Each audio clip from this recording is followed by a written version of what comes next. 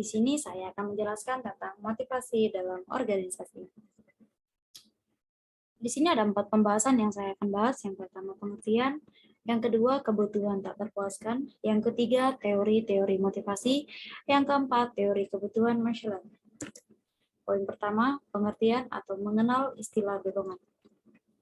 Dalam Kamus Besar Bahasa Indonesia, kita mempelajari tentang kajian motivasi dalam perilaku organisasi. Terlebih dahulu harus memahami istilah dorongan atau motif, yaitu dorongan yang timbul dari diri seseorang secara sadar atau tidak sadar untuk melakukan suatu tindakan dengan tujuan tertentu.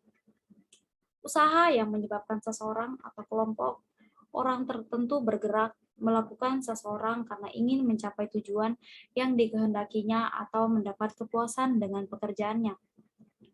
Poin kedua tentang teori-teori motivasi atau proses yang dilandasi oleh suatu dorongan. Kebutuhan tak terpuaskan. Motivasi merupakan suatu proses yang dilandasi oleh suatu dorongan. Dorongan inilah yang kemudian disebut sebagai kebutuhan. Berdasarkan gambar tersebut, dapat dipahami bahwa proses motivasi dapat diurai menjadi 6 tahapan. Kebutuhan tak terpuaskan, tegangan dorongan, kebutuhan dipuaskan, pengurangan. Poin ketiga yaitu teori-teori motivasi atau teori hierarki atau kebutuhan.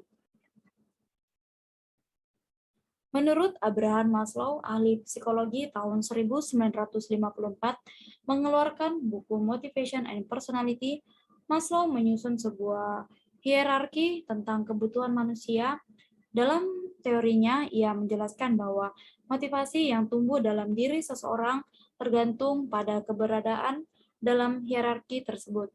Semakin tinggi keberadaan seseorang dalam hierarki tersebut, semakin tinggi pula motivasinya untuk melakukan sesuatu yang besar demi mencapainya.